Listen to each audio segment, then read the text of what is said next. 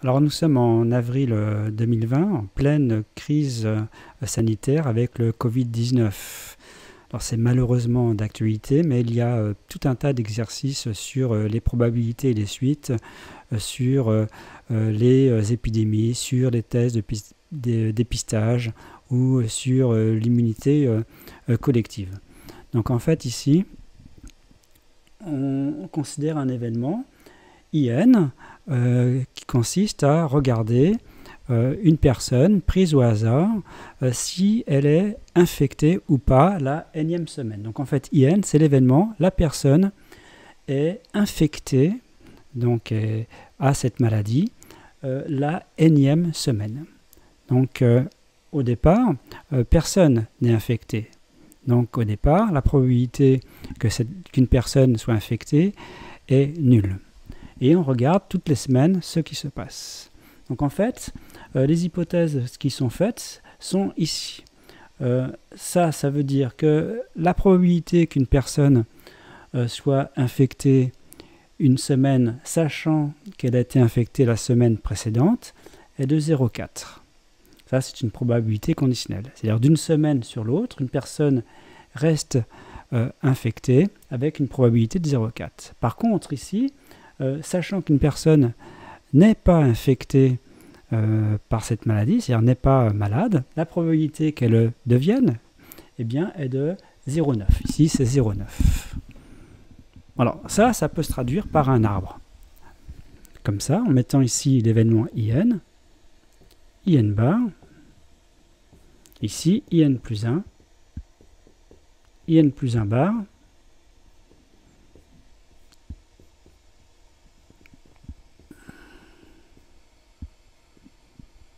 et donc on pondère cet arbre-là. Donc je vais appeler PN. PN, ça va être la probabilité de cet événement. Donc PN, c'est la probabilité de l'événement IN. Donc ici je vais mettre PN, parce que par définition c'est celle de l'événement IN. Ici c'est donc 1 moins PN. 1 moins PN. Ici on y met donc la probabilité conditionnelle, IN plus 1, sachant IN, c'est 0,4. Donc ici, on complète par 0,6. IN plus 1, sachant IN bar, c'est 0,9. Donc on complète ici par 0,1. Donc en fait, ce qu'on aimerait, c'est obtenir une formule qui donne PN. PN, la probabilité qu'au bout de N semaines, une personne soit infectée. Et on veut savoir ce qui va se passer sur le long terme. D'ailleurs, en fait, ce qu'on veut savoir sur le long terme, la proportion de personnes infectées, malades. Bon, c'est-à-dire c'est la propagation de la maladie dans la population. Ici, vous voyez que je ne fais pas du tout appel à l'immunité, une personne qui est malade et immunisée, etc. Donc il n'y a pas ici d'aspect d'immunité, c'est simplement une personne est infectée, malade ou ne l'est pas, et on veut voir à la fin, sur le long terme, la proportion de personnes donc infectées, malades. Alors avant de faire des calculs, on peut commenter les valeurs qui sont indiquées ici. Dire qu'il y a 0,9 ici, ça veut dire qu'une personne, sachant qu'une personne n'est pas malade, la probabilité qu'elle le soit après, la semaine d'après, est de 0,9. Il y a beaucoup de chances qu'elle le devienne en fait quand elle ne l'est pas. Ça veut dire qu'en fait qu'il n'y a pas de geste barrière, il n'y a pas de précaution, il n'y a pas de distanciation, et donc la maladie se propage assez facilement, justement par manque de précaution. Et là, le 0,4, ça veut dire qu'une personne qui est malade reste encore malade la semaine d'après. Ça veut dire qu'en fait, il n'y a pas de test qui permettent de dépister donc, les gens malades pour pouvoir les soigner rapidement. Bien.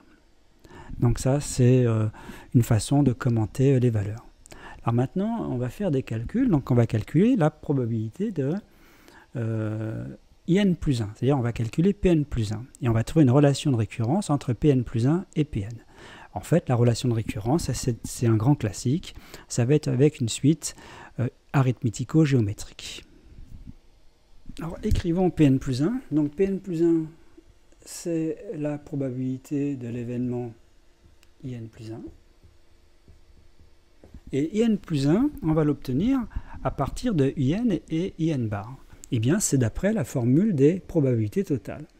la probabilité de IN plus 1, c'est la probabilité de IN inter IN plus 1, plus la probabilité de IN bar inter IN plus 1. Donc ça, c'est la formule des probabilités totales avec comme partition IN, IN bar. Et on utilise ensuite la formule d'intersection. La probabilité de IN inter IN plus 1, c'est la probabilité de IN fois la probabilité de IN plus 1 sachant IN. Et en fait, quand on regarde l'arbre, IN inter IN plus 1, c'est ce parcours-là. Donc la probabilité, c'est 0,4 fois PN. Ici, ce parcours-là, ici, cette situation, c'est ce parcours. Et donc la probabilité, c'est 0,9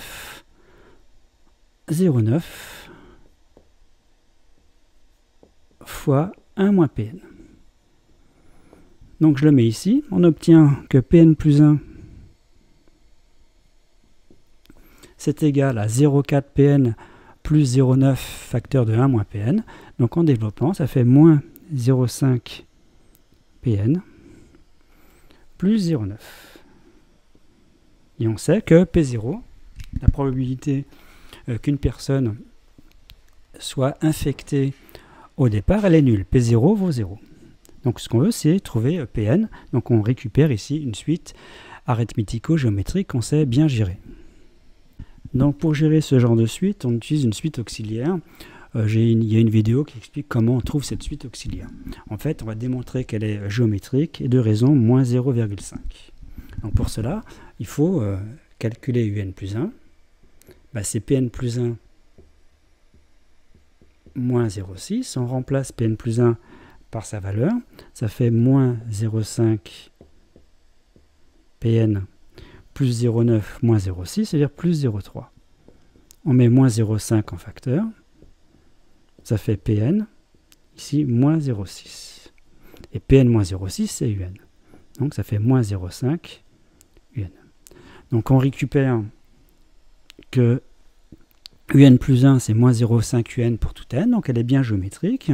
Et donc on en déduit que Un, c'est U0 fois moins 0,5 à la puissance n, moins 1,5 à la puissance n.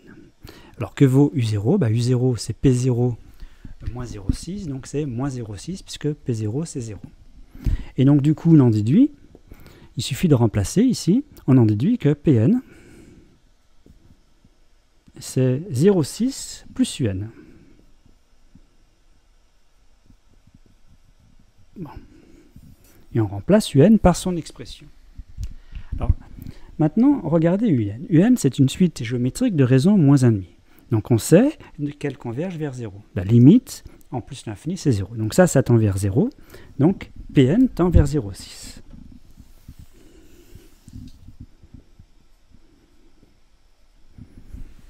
Alors que signifie le 0,6? Ça veut dire que sur le long terme, la probabilité qu'une personne soit infectée, soit malade, est de 0,6.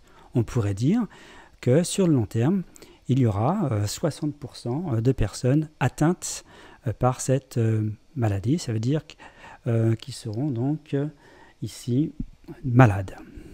Bien, infectés. 60%. Donc ça, c'est une façon de voir les choses. Maintenant, on va changer un petit peu les données et on va regarder ce que cela donne. Alors maintenant, j'ai changé légèrement les valeurs. Donc ici, ça veut dire que quelqu'un qui est infecté une semaine, eh bien, ne l'est plus la semaine d'après. Et quelqu'un qui n'est pas infecté, eh bien, a une chance sur 10 pour l'être la semaine d'après. Ici, 9 chances sur 10 pour qu'elle reste, qu'elle ne soit toujours pas infectée. Bien. Donc, ça veut dire concrètement que là, il y a des tests qui permettent donc de voir tout de suite quelqu'un d'infecté, de le soigner. Et là, ça veut dire qu'il y a peu de chances qu'une personne pas malade le devienne. Hein. Et ça veut dire qu'en fait, qu'il y a des gestes barrières. Donc on veut, pareil, avoir Pn en fonction de n et voir la limite. Alors qu'est-ce que ça donne si on fait le calcul? On fait exactement la même chose. Pn plus 1, c'est la probabilité de In plus 1. Alors on pourrait utiliser ici et mettre ici In plus 1 et mettre la valeur 0, mais c'est comme si cette branche n'existait pas. Donc c'est pour ça que je ne l'ai pas mise au départ. Utiliser la formule des probas totales, et on obtiendrait en fait que IN plus 1, ça se produit uniquement ça ici. Donc en fait, c'est 0,1 facteur de 1 moins Pn.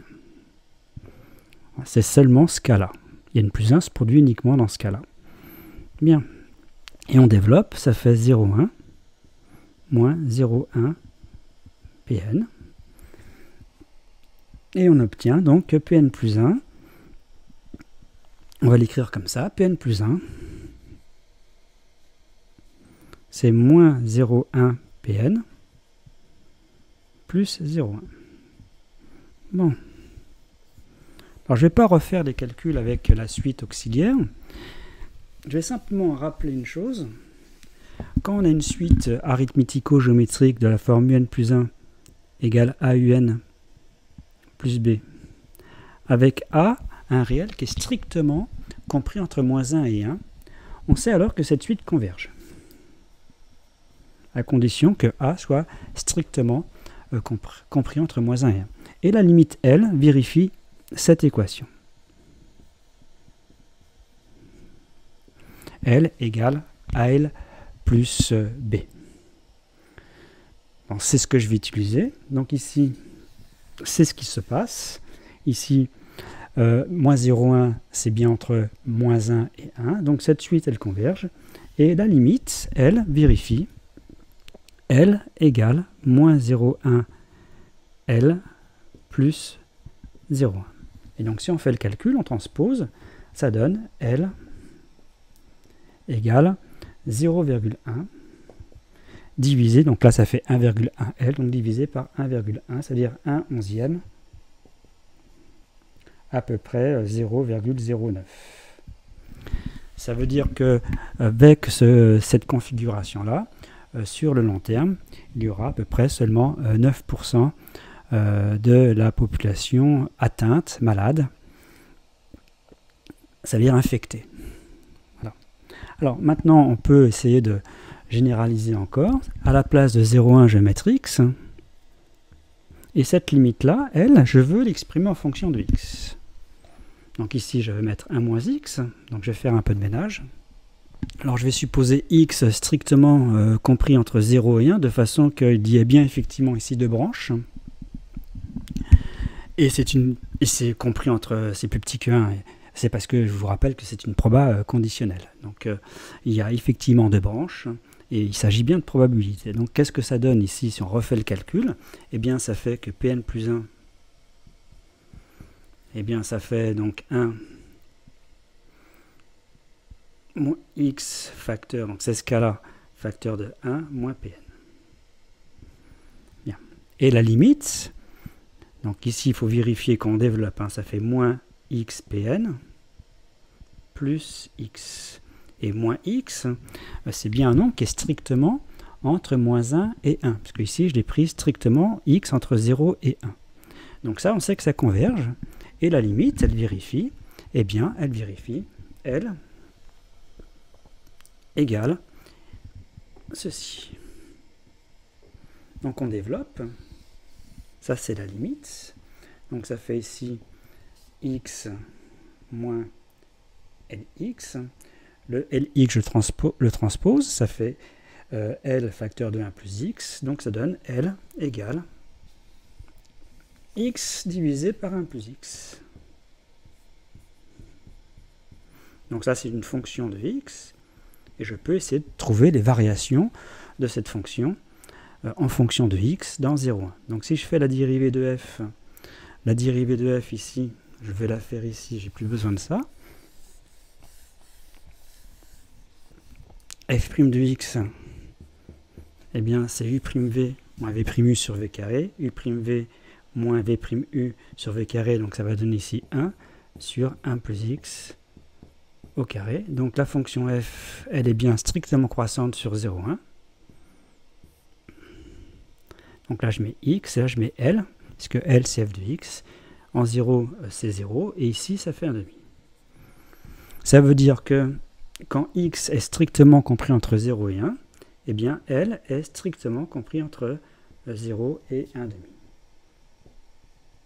Autrement dit, la proportion de personnes atteintes par la maladie, malades, infectées, sera inférieure strictement à 50%, entre 0, plus de 0 et moins de 50%. Tout à l'heure, avec 0,1, on a trouvé, quand x valait 0,1, on a trouvé ici L à peu près de 0,09%. Donc voilà un exercice sur les problèmes d'épidémie.